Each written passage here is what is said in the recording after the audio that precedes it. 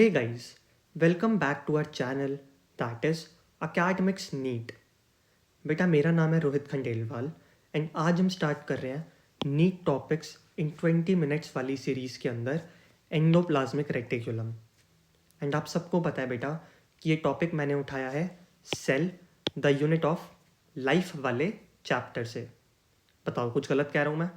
तो स्टार्ट करते हैं यार और ख़त्म करते हैं एंडोप्लाज्मिक रेटिकुलम को आज जल्दी से।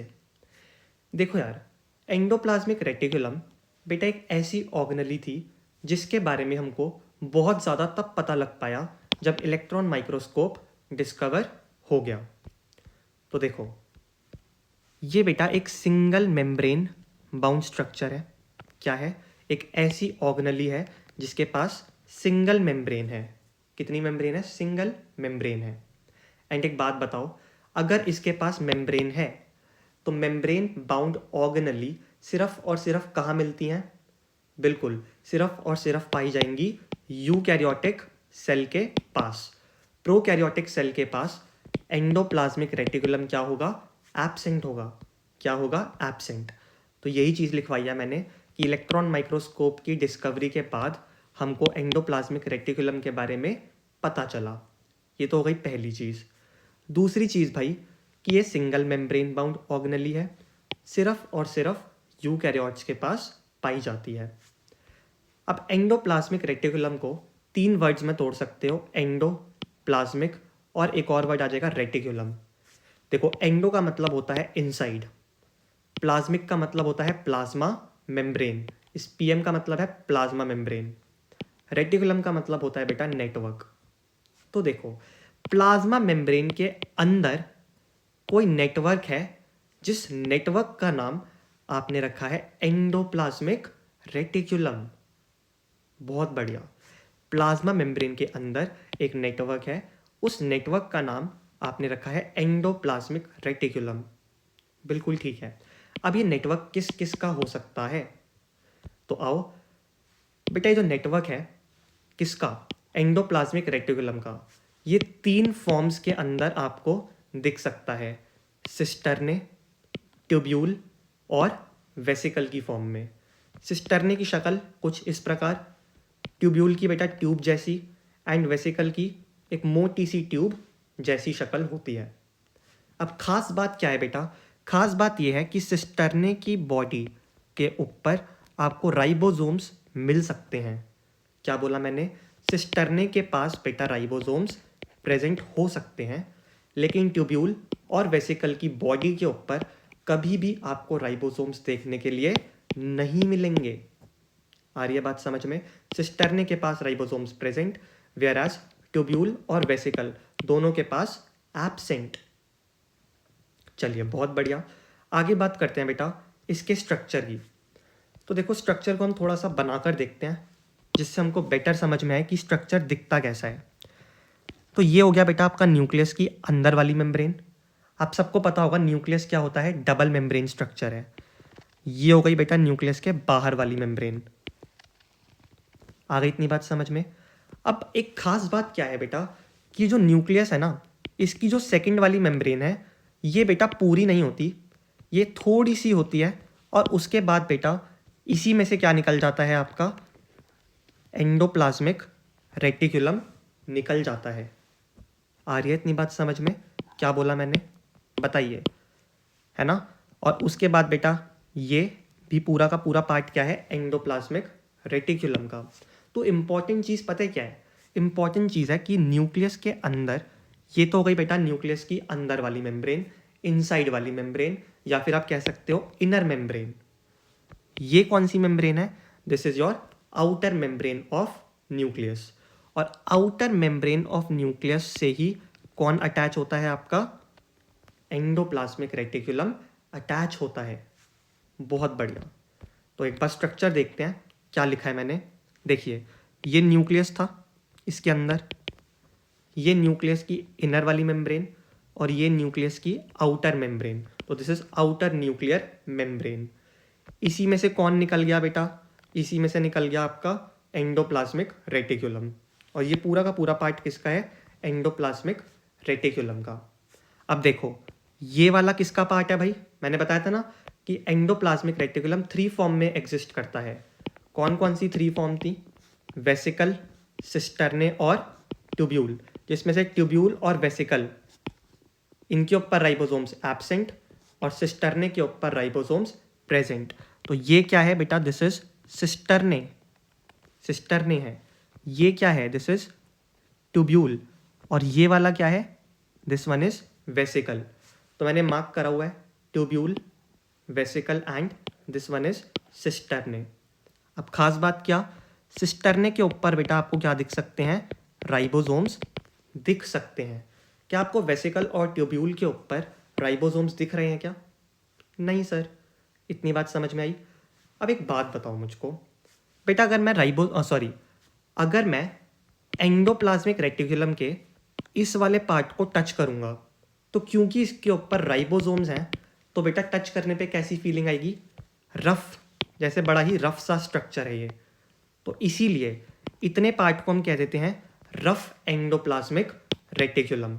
और रफ एंडोप्लाज्मिक रेटिकुलम की शॉर्ट फॉर्म हो जाती है RER।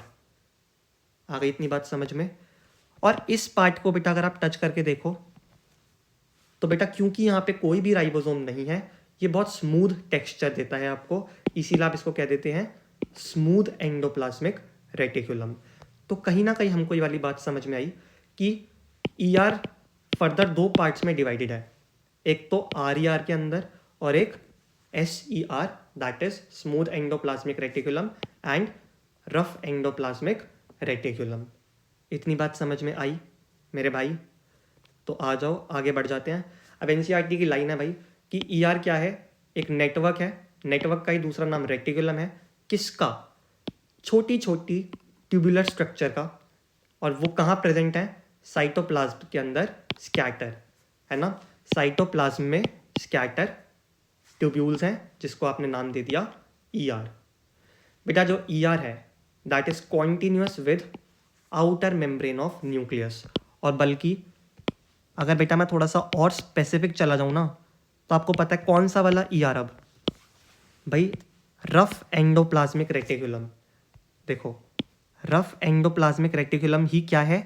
डायरेक्ट कांटेक्ट में है आउटर न्यूक्लियर मेम्ब्रेन के। तो यही चीज़ मैंने यहाँ पे लिखवाई है। अब आगे भी हम बात कर चुके हैं ऑलरेडी कि एंडोप्लाज्मिक रेटिकुलम जो है वो रफ एंडोप्लाज्मिक रेटिकुलम और स्मूथ एंडोप्लाज्मिक रेटिकुलम के अंदर डिवाइडेड है। रफ क्यों बोला? बिकॉज यहाँ पे 80S राइबोसोम्स अटैच हैं। स्मूथ क्यों बोला? बिकॉज यहाँ पे राइबोसोम्स एब्सेंट हैं। अब क्योंकि यहाँ पे राइबोसोम्स प्रेजेंट हैं तो इसलिए रफ अपीयरेंस आती है, जिसकी वजह से हमने इसको नाम दे दिया रफ एंडोप्लाज्मिक रेटिकुलम। अब क्योंकि यहाँ पे राइबोसोम्स एब्सेंट हैं तो बहुत ही स्मूथ अपीयरेंस आती है, जिसकी वजह से हमने नाम क्या दे दिया? Smooth endoplasmic reticulum. अब सबसे पहले बेटा मैं रफ एंडोप्लाज्मिक रेटिकुलम के फंक्शंस आपको बताने वाला हूँ। तो आ जाओ। देखो रफ एंडोप्लाज्मिक रेटिकुलम के पास बेटा राइबोसोम्स हैं। एंड आप सबको पता है कि राइबोसोम्स का ज़िंदगी में एक ही काम कि वो क्या बनाते हैं? प्रोटीन। तो बेटा रफ एंडोप्लाज्मिक रेटिकुलम जो है वो प्रोटीन सिंथेसिस करेगा। क्या करेगा? प्रोटीन सिंथेसिस करेगा। तो एक क्वेश्चन भी आता है बेटा पेपरों में। क्या क्वेश्चन आता है कि which organelle is the important site for the protein synthesis? तो इसका आंसर अगर राइबोसोम है तो ऑब्वियसली राइबोसोम आंसर जाएगा, लेकिन अगर ER है तो बेटा एंडोप्लाज्मिक रेटिकुलम आंसर चला जाएगा। आ रही है बात समझ में? क्यों? बिकॉज एंडोप्लाज्मिक रेटिकुलम में जो RER है उसके पास भी राइबोसोम्स होते हैं एंड इसीलिए यहाँ पे क्या होगा? प्रोटीन सिंथेसिस होगी। अब एक बड़ी खास बात बताता हूँ मैं आपको। देखो this is what? This is the rough RER है ना, मतलब सॉरी रफ एंडोप्लाज्मिक रेटिकुलम। बेटा ये जो रफ एंडोप्लाज्मिक रेटिकुलम है ना, ये ही क्या करता है बेटा? आउटर न्यूक्लियर मेम्ब्रेन को भी बनाता है। देखो इसी के साथ अटैच क्यों है? इसीलिए अटैच है क्योंकि इसी ने तो बनाया है इसको। आ रही है बात समझ में? बताइए। तो रफ एंडोप्लाज्मिक रेटिकुलम, तो भाई हमारी थोड़ी सी यहाँ पे ना स्पेस का इशू है, कोई नहीं आगे बढ़ते हैं। फिलहाल क्या कह रहा था मैं कि रफ एंडोप्लाज्मिक रेटिकुलम के सरफेस पे क्योंकि बेटा राइबोसोम्स प्रेजेंट हैं तो वो आउटर न्यूक्लियर मेम्ब्रेन बनाता है। और एक और चीज़ मैं बताता हूँ कि रफ एंडोप्लाज्मिक रेटिकुलम ही बेटा आपका स्मूथ एंडोप्लाज्मिक रेटिकुलम को फॉर्म करता है। आ रही है इतनी बात समझ में? तो इसके फंक्शन तो बेटा बड़े प्यार से क्लियर हो गए कि रफ एंडोप्लाज्मिक रेटिकुलम प्रोटीन्स बना सकता है, स्मूथ एंडोप्लाज्मिक रेटिकुलम बना सकता है और न्यूक्लियर मेम्ब्रेन को भी बनाता है। अब बात करते हैं बेटा स्मूथ एंडोप्लाज्मिक रेटिकुलम के फंक्शंस के बारे में। तो देखो, ये कैल्शियम स्टोर करता है मसल्स के अंदर। अगर आपने मसल वाला चैप्टर पढ़ा है तो आपको पता है कि इसको वहाँ पे हम क्या कह देते हैं, सार्कोप्लाज्मिक रेटिकुलम भी कहते हैं, और वहाँ पे ये कैल्शियम स्टोर करने का काम करता है। सिमिलरली बेटा बड़ा ही इंपॉर्टेंट फंक्शन है बेटा स्मूथ ईआर का, कि ये क्या करता है, डिटॉक्सिफिकेशन करता है टॉक्सिन्स की। बेटा खाने में इतने सारे टॉक्सिन्स भी प्रेजेंट होते हैं आपके, उनको डिटॉक्सिफिकेशन करने की ज़रूरत तो है ही उनको। तो वो कौन करता है? वो करता है बेटा आपका स्मूथ एंडोप्लाज्मिक रेटिकुलम। सिमिलरली बेटा एक बड़ा ही इंपॉर्टेंट फंक्शन है कि ये सिंथेसिस करता है लिपिड्स की। वेरी वेरी इंपॉर्टेंट, ये क्वेश्चन बेटा बहुत बार पूछा गया है कि बताओ सिंथेसिस कौन करता है लिपिड्स की। तो कौन करता है भाई लिपिड्स की सिंथेसिस? आपका स्मूथ एंडोप्लाज्मिक रेटिकुलम। आ रही है बात समझ में? और बेटा लिपिड्स को ही मॉडिफाई कर देते हैं हम थोड़ा सा, और उससे बनते हैं स्टेरॉइड्स। किसके अंदर? एनिमल्स के अंदर। बेटा स्टेरॉइड्स का क्या काम है? देखो वैसे तो बहुत सारे काम होते हैं, लेकिन एक one of the major function is कि जो मॉडिफाइड लिपिड्स होते हैं बेटा, ये हार्मोन्स को बनाने की कोशिश करने की, है ना, कोशिश करते हैं, जो कि स्टेरॉइडल हार्मोन्स हैं, जैसे कि टेस्टोस्टेरॉन, एस्ट्रोजन, प्रोजेस्ट्रॉन। ये तीनों के तीनों क्या है बेटा? स्टेरॉइडल हार्मोन है। स्टेरॉइड्स को बना कौन रहा है बेटा? Smooth endoplasmic reticulum. तो इनडायरेक्टली बेटा इन हार्मोन्स को भी किसने बनाया है? स्मूथ एंडोप्लाज्मिक रेटिकुलम ने। तो फंक्शन समझ में आ रहे हैं क्या है? कैल्शियम स्टोर करना, डिटॉक्सिफिकेशन करना, लिपिड्स की सिंथेसिस करना, स्टेरॉइड्स की सिंथेसिस करना, जिसकी वजह से बेटा आपके हार्मोन्स बन रहे हैं, स्टेरॉइडल हार्मोन्स। बढ़िया। अब बेटा आगे बात करते हैं। देखो एनसीईआरटी का एक बड़ा प्यारा पॉइंट है कि जो एंडोप्लाज्मिक रेटिकुलम होता है ये डिवाइड करता है इंट्रासेलुलर स्पेस को। अब ये कौन सी स्पेस होती है? देखो बेटा, अगर ये सेल है आपका, तो सेल के अंदर की स्पेस को आप क्या बोलेंगे? Intracellular space. क्लियर हो गई ये वाली बात? बताइए। तो जो इंट्रासेलुलर स्पेस है उसको दो कंपार्टमेंट्स में डिवाइड कर देता है एंडोप्लाज्मिक रेटिकुलम, और कंपार्टमेंट्स के नाम है ल्यूमिनल कंपार्टमेंट और एक्स्ट्रा ल्यूमिनल कंपार्टमेंट। अब सर ये क्या है? आ जाओ। देखो ये मैंने क्या बनाया है, एक सेल बनाया, सेल के अंदर बेटा रखा हुआ है एंडोप्लाज्मिक रेटिकुलम। तो एंडोप्लाज्मिक रेटिकुलम के जितना भी अंदर का पार्ट है उसको आप बोल देंगे ल्यूमिनल कंपार्टमेंट, और जो पार्ट बच गया उसको आप बोल देंगे एक्स्ट्रा ल्यूमिनल कंपार्टमेंट। तो मुझे एक बात बताओ, इनसाइड एंडोप्लाज्मिक रेटिकुलम उस कंपार्टमेंट को आपने नाम दिया ल्यूमिनल कंपार्टमेंट, और ये एक्स्ट्रा ल्यूमिनल कंपार्टमेंट कौन सा है? क्या प्रेजेंट है यहाँ पे इस सेल के अंदर? बहुत बढ़िया, यहाँ प्रेजेंट है साइटोप्लाज्म। तो इनसाइड ईआर तो ल्यूमिनल कंपार्टमेंट, और साइटोप्लाज्म में मतलब एक्स्ट्रा ल्यूमिनल कंपार्टमेंट। क्लियर हो गई ये वाली बात? तो ईआर ने दो में डिवाइड किया, luminal, extra luminal. Luminal ER के अंदर वाला पार्ट, और एक्स्ट्रा ल्यूमिनल साइटोप्लाज्म वाला पार्ट। एक और चीज़ लिखती है बेटा एनसीईआरटी कि जो रफ एंडोप्लाज्मिक रेटिकुलम है वो उन सेल्स के अंदर ज़्यादा ऑब्जर्व होता है जो कि बेटा प्रोटीन सिंथेसिस करते हैं और सिक्रीशन करते हैं। ये तो ऑब्वियस सी बात है। देखो प्रोटीन सिंथेसिस कर लिया आपने तो उस प्रोटीन को सिक्रीट भी तो करना है ना। ऑब्वियसली बेटा अपने अंदर ही रखोगे क्या सारा प्रोटीन? नहीं, तो दूसरे सेल्स को भी देना है, तो इसलिए बेटा सिक्रीशन है ना। बेसिकली आपका मेन जो पॉइंट है वो ये है कि आर उन सेल्स के अंदर बेटा ज़्यादा होगा जिनको प्रोटीन बनाना है। क्यों? बिकॉज बेटा आर का काम क्या होता है? प्रोटीन बनाना। तो जिन सेल्स को प्रोटीन बनाना है उनके अंदर रफ एंडोप्लाज्मिक रेटिकुलम का अमाउंट ज़्यादा होगा। आ रही है बात समझ में? और एनसीईआरटी लिखती है बेटा आर के बारे में कि एक्सटेंसिव है एंड कॉन्टीन्यूअस है। कॉन्टीन्यूअस मतलब एक डायरेक्ट कॉन्टैक्ट में है with the outer membrane of nucleus, जो कि मैं आपको ऑलरेडी बता चुका हूँ। तो आ जाओ बेटा जल्दी से एनसीईआरटी पढ़ लेते हैं। देखो मैं एनसीईआरटी लेकर आया हूँ। क्या कहती है एनसीईआरटी कि इलेक्ट्रॉन माइक्रोस्कोप ने बताया यूकैरियोटिक सेल के अंदर कि एक आपके पास नेटवर्क है किसका? ट्यूबुलर स्ट्रक्चर का, जिनको आप कह देते हैं जिसको आप कह देते हैं एंडोप्लाज्मिक रेटिकुलम। क्या बोला बेटा? सिंपल सी बात बोली कि इलेक्ट्रॉन माइक्रोस्कोप से देखोगे यूकैरियोटिक सेल के अंदर मिलेगा, और साथ साथ एक नेटवर्क मिलेगा आपको ट्यूब्स का साइटोप्लाज्म के अंदर, जिसको नाम आप क्या दे देंगे? Endoplasmic reticulum. अगली चीज़ देखते हैं भाई, आगे एनसीईआरटी कह रही है हमसे कि जो ईआर है वो डिवाइड करता है इंट्रासेलुलर स्पेस को दो कंपार्टमेंट्स के अंदर, ल्यूमिनल और एक्स्ट्रा ल्यूमिनल। ऑलरेडी बता चुका हूँ, ल्यूमिनल मतलब अंदर वाला पार्ट जो है ना ईआर के अंदर है, और एक्स्ट्रा ल्यूमिनल मतलब जो कि साइटोप्लाज्म वाला पार्ट हो गया आपका। नेक्स्ट बेटा, जो ईआर है वो आपको राइबोसोम्स अटैच हो सकते हैं उसके आउटर सरफेस पे, तो ऐसे वालों को आप कह दोगे रफ एंडोप्लाज्मिक रेटिकुलम। और अगर एब्सेंट है राइबोसोम तो वो स्मूथ दिखते हैं एंड इसीलिए स्मूथ एंडोप्लाज्मिक रेटिकुलम। आगे बात करते हैं भाई, आरईआर सबसे ज़्यादा कहाँ ऑब्जर्व होगा? जिन सेल्स को प्रोटीन सिंथेसिस करनी है और उसको सिक्रीट करना है, राइट। एक्सटेंसिव होते हैं, कॉन्टिन्यूस होते हैं with the outer membrane of the nucleus. सारा कुछ पढ़ा चुका हूँ इसलिए जल्दी जल्दी पढ़ रहे हैं। अब देखो, smooth endoplasmic reticulum major site है लिपिड फॉर्मेशन की। एनिमल सेल्स के अंदर भाई स्टेरॉइडल हार्मोन्स होते हैं जो कि सिंथेसाइज होते हैं एसईआर के अंदर। अब बेटा ये डायग्राम आपको दे रखा है एनसीईआरटी ने, जल्दी से पढ़ लेते हैं। बेटा ये हो गया आपका न्यूक्लियस, उसके अंदर वाली मेम्ब्रेन। अब देखो आउटर मेम्ब्रेन बेटा यहीं पे देख लो क्या है, कॉन्टैक्ट में है किसके? रफ एंडोप्लाज्मिक रेटिकुलम के। और आपको रफ एंडोप्लाज्मिक रेटिकुलम पे राइबोसोम्स भी दिख रहे हैं। सिमिलरली ये वाला पार्ट है स्मूथ एंडोप्लाज्मिक रेटिकुलम, और क्या आपको यहाँ पे कोई राइबोसोम दिख रहा है? नहीं दिख रहा। तो दिस इज ऑल अबाउट बेटा एंडोप्लाज्मिक रेटिकुलम।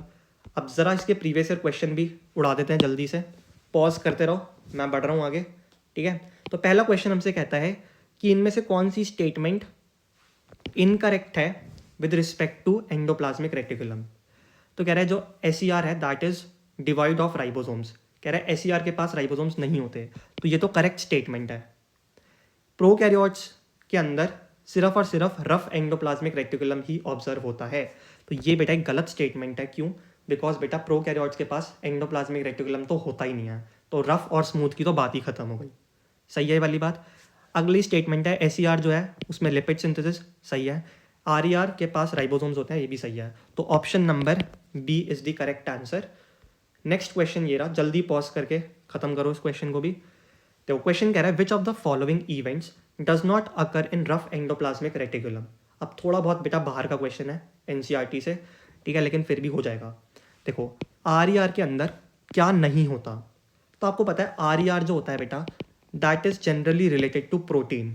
तो प्रोटीन की फोल्डिंग हो सकती होगी शायद से, है ना। प्रोटीन ग्लाइकोसाइलेशन भी हो सकता होगा। वैसे मैं आपको सही बता रहा हूँ, जो प्रोटीन की ग्लाइकोसाइलेशन होती है बेटा वैसे तो ये होती है गोल्जी बॉडीज़ के अंदर, बट अभी कुछ ऑप्शन नहीं है हमारे पास, ठीक है, प्रोटीन से रिलेटेड। क्योंकि आंसर तो देखो इसका ये है, फॉस्फोलिपिड सिंथेसिस। सी ऑप्शन इसका करेक्ट आंसर जाएगा, क्योंकि बेटा फॉस्फोल और लिपिड है ना, फॉस्फोरस भी यहाँ पे नहीं होता आरईआर के पास, और लिपिड तो बेटा एसईआर के पास होता है। तो फॉस्फोलिपिड की सिंथेसिस करना ये काम नहीं हो सकता आरईआर का। आ रही है बात समझ में? और बेटा क्लीवेज करना सिग्नल पेप्टाइड की, ये भी आरईआर कर सकता है। तो ये बेटा क्वेश्चन जो है ये कैसे होगा? एलिमिनेशन मेथड से, ठीक है, कि फॉस्फोलिपिड सिंथेसिस बेटा कहीं ना कहीं ये फंक्शन किसका होगा? एसईआर का। आ रही है बात समझ में? तो इसलिए option number C is the correct answer of this question. Next question बेटा देखो, पूछ रहा है कि करेक्ट मैचिंग करो इन पेयर्स की, तो ये भी बेटा कैसे होगा? एलिमिनेशन मेथड से। कह रहा है स्मूथ एंडोप्लाज्मिक रेटिकुलम के अंदर ऑक्सीडेशन होती है फॉस्फोलिपिड्स की। देखते हैं और देखते हैं, स्मूथ एंडोप्लाज्मिक रेटिकुलम के अंदर सिंथेसिस होती है लिपिड्स की। देखो पहले वाले के लिए आप श्योर नहीं हो, लेकिन बी वाले के लिए तो पक्का श्योर हो, ये तो करेक्ट स्टेटमेंट है ऑब्वियसली, क्योंकि लिपिड की सिंथेसिस बेटा कहाँ होती है? स्मूथ एंडोप्लाज्मिक रेटिकुलम के अंदर। फिर भी ऑप्शन पढ़ लेते हैं। रफ एंडोप्लाज्मिक के अंदर बेटा ग्लाइकोजन बनना, क्या मैंने आपको कुछ ऐसा फंक्शन बताया था इसका? नहीं। रफ एंडोप्लाज्मिक के अंदर ऑक्सीडेशन होना फैटी एसिड्स की, ऐसा भी कुछ मैंने आपको नहीं बताया। तो B option is the correct answer. Next question बेटा ये पूछा है 2016 के अंदर कि कौन सी ऑर्गेनली है और इसका क्या फंक्शन है। तो देखो गोल्जी अपैरेटस है क्या ये? नहीं। गोल्जी अपैरेटस है क्या? नहीं। तो फर्स्ट एंड सेकंड ऑप्शन तो ऐसे ही एलिमिनेट। थर्ड ऑप्शन कह रहा है रफ एंडोप्लाज्मिक रेटिकुलम है, जो कि बिल्कुल ठीक भी है ना, और प्रोटीन सिंथेसिस करता है, जो कि एकदम करेक्ट ऑप्शन है। तो C option is the correct answer. यहाँ पे देखो ये भी कह रहा है रफ एंडोप्लाज्मिक रेटिकुलम, लेकिन फंक्शन देखो फॉर्मेशन ऑफ ग्लाइकोप्रोटीन्स। बेटा ग्लाइकोप्रोटीन्स की फॉर्मेशन जो होती है वो गोल्जी बॉडीज के अंदर होती है। Next question, major site for the synthesis of lipids is SER, option number D. तो बस यार काफ़ी हैं इतने क्वेश्चंस, राइट। अब और क्वेश्चंस के लिए बेटा आप PYQs प्रैक्टिस कीजिए, और भी कुछ क्वेश्चन कोई भी बुक लीजिए NCERT बेस्ड और उसको प्रैक्टिस कीजिए। तो ये टॉपिक बेटा यहीं पे हमारा समाप्त होता है।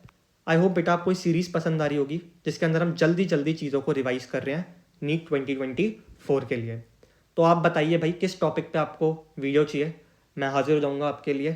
Thank you, bye bye.